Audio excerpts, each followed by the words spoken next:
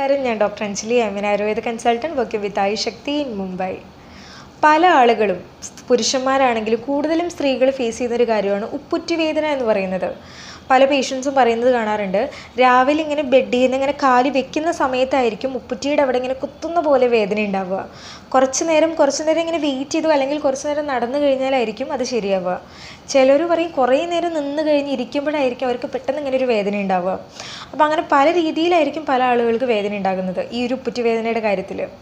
ഇന്നത്തെ വീഡിയോയിൽ ഞാൻ പറയാൻ പോകുന്നത് എന്തൊക്കെ കാരണങ്ങൾ കൊണ്ടാണ് ഇങ്ങനെ ഉപ്പുറ്റുവേദന ഉണ്ടാകുന്നത്, അതുപോലെ എങ്ങനെ നമുക്ക് നാച്ചുറലായിട്ട് ആയുർവേദപരമായിട്ട് എങ്ങനെ ഇതിനെ വളരെ പെട്ടെന്ന് ക്യൂർ ചെയ്യാം എന്നുള്ള എല്ലാ കാര്യങ്ങളും എക്സ്പ്ലെയിൻ ചെയ്യുന്നുണ്ട്.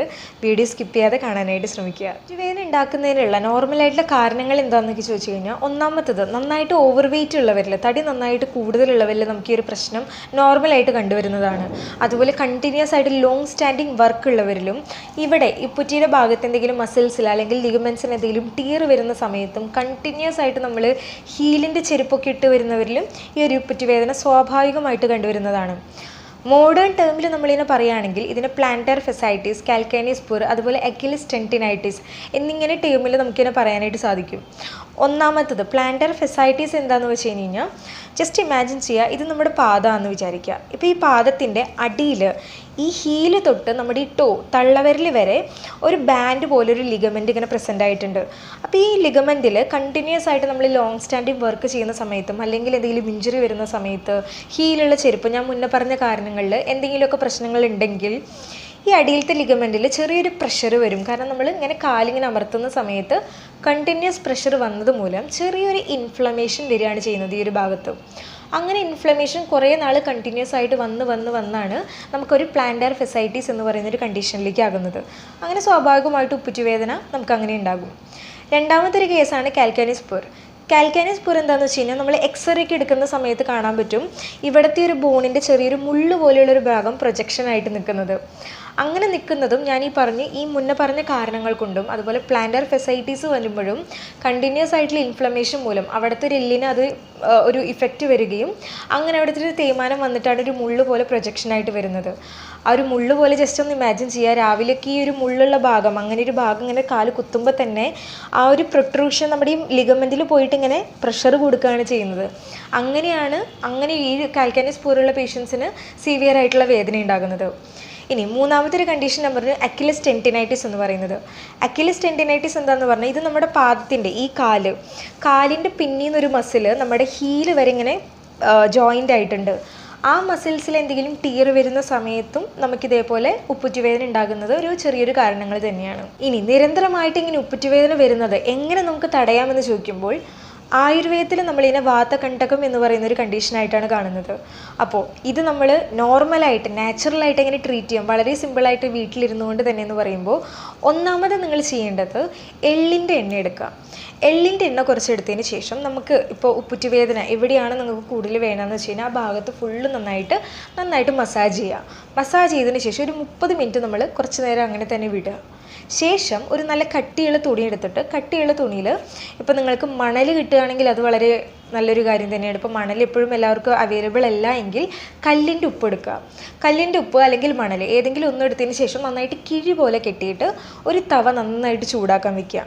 ഈ തവയിലേക്ക് കിഴി വെച്ചിട്ട് നന്നായിട്ട് ചൂടാവുന്ന സമയത്ത്, നല്ല ചൂടാവണം എന്ന് വെച്ച് കഴിഞ്ഞാൽ ഈ തുണി കരിഞ്ഞു പോകരുത്. നന്നായിട്ട് ചൂടായതിന് ശേഷം ഈ ഉപ്പുറ്റിയുടെ ഭാഗത്ത് ഈ ഒരു പ്രഷറിൽ നന്നായിട്ട് നമ്മൾ പ്രസ് ചെയ്ത് കൊടുക്കുക.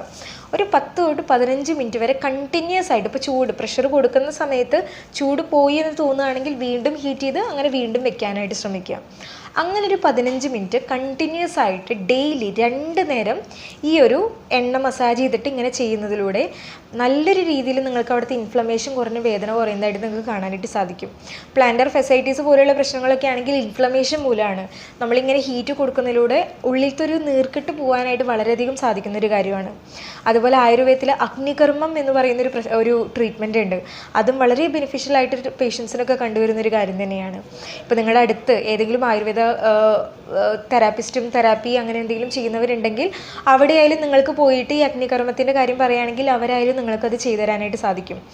അങ്ങനെ ഒരു ട്രീറ്റ്മെൻറ്റ് ചെയ്യാൻ പറ്റുമെങ്കിൽ അങ്ങനെ ചെയ്യുക, അല്ലെങ്കിൽ ഈ ഒരു കാര്യം കൂടി ചെയ്യാം. ഇനി അടുത്തൊരു സിമ്പിളായിട്ടുള്ളൊരു റെമഡി പറയുകയാണെങ്കിൽ ഒരു പേസ്റ്റ് ഉണ്ടാക്കാനായിട്ടാണ്. പേസ്റ്റ് ഉണ്ടാക്കാനായിട്ട് നിങ്ങൾക്ക് വേണ്ടത് കുറച്ച് വെളുത്തുള്ളി നിങ്ങൾ എടുക്കുക. കുറച്ച് വെളുത്തുള്ളി എടുത്തതിന് ശേഷം ആവണക്കെണ്ണയുടെ ഇല, കാസ്റ്റർ ഓയിൽ എന്ന് പറയും, കാസ്റ്റർ ഓയിലല്ല, ആവണക്കെണ്ണയുടെ മരമൊക്കെ നമ്മുടെ ഇവിടെ ചുറ്റുമുള്ള സ്ഥലത്തൊക്കെ കാണാനായിട്ട് പറ്റും.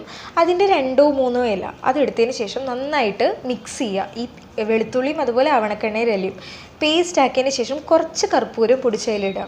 എന്നിട്ട് അതൊരു പേസ്റ്റ് പോലെ ആക്കിയിട്ട് ഈ ഉപ്പുച്ചിയുടെ ഭാഗത്ത് നന്നായിട്ട് മസാജ് ചെയ്യല്ല, പേസ്റ്റ് പോലെ അപ്ലൈ ചെയ്ത് കുറച്ച് നേരം അത് നന്നായിട്ട് വലിഞ്ഞു വരുന്നത് വരെ അങ്ങനെ അങ്ങ് വിടുക.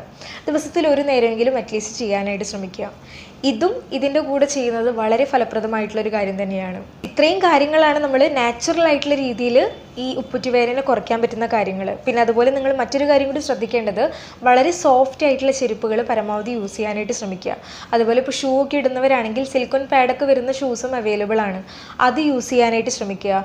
നന്നായിട്ട് നിരന്തരമായിട്ട് കണ്ടിന്യൂസ് ആയിട്ട് ലോങ് സ്റ്റാൻഡിങ് വർക്ക് ഉള്ളവരാണെങ്കിൽ കുറച്ച് നേരം നിങ്ങൾക്ക് നന്നായിട്ട് പ്രഷർ അങ്ങനെ വരികയാണെന്ന് അറിയുമ്പോൾ കുറച്ച് നേരം ഇരുന്നതിന് ശേഷം മാത്രം നിങ്ങൾ അങ്ങനെ കണ്ടിന്യൂസ് വർക്കിലേക്ക് പോകാനായിട്ടും കൂടി ശ്രദ്ധിക്കുക. പിന്നെ മറ്റൊരു കാര്യം കൂടി നിങ്ങൾ ശ്രദ്ധിക്കേണ്ടത്, രാവിലെ എഴുന്നേൽക്കുമ്പോൾ ഈ ഒരു വേദനയുള്ള പ്രശ്നമുള്ള ആൾക്കാരാണെങ്കിൽ നിങ്ങൾ രാവിലെ എഴുന്നേറ്റ് പെട്ടെന്ന് തന്നെ നടക്കാൻ പോവാതെ ജസ്റ്റ് ഒന്ന് കാലൊന്ന് സ്ട്രെച്ച് ചെയ്യുക. കാരണം രാത്രി കിടക്കുന്ന സമയത്ത് അവിടുത്തെ മസിൽസ് ആണെങ്കിൽ ലിഗമെൻറ്റ്സ് ആണെങ്കിലും വളരെ അങ്ങനെ ഷ്രിങ്ക് ആയിട്ടായിട്ടിരിക്കുന്നുണ്ടാവുക. അപ്പോൾ നിങ്ങളതൊന്ന് ജസ്റ്റ് സ്ട്രെച്ച് ചെയ്ത് നോർമലായിട്ട് വരുത്തണമെങ്കിൽ ജസ്റ്റ് ബെഡിന് മുന്നേ കാല് വെക്കുന്നതിന് മുന്നേ ജസ്റ്റ് സ്ട്രെച്ചിങ് മസാജ് ചെയ്തതിന് ശേഷം മാത്രം നിങ്ങൾ നിലത്ത് കുത്താനായിട്ട് ശ്രമിക്കുക.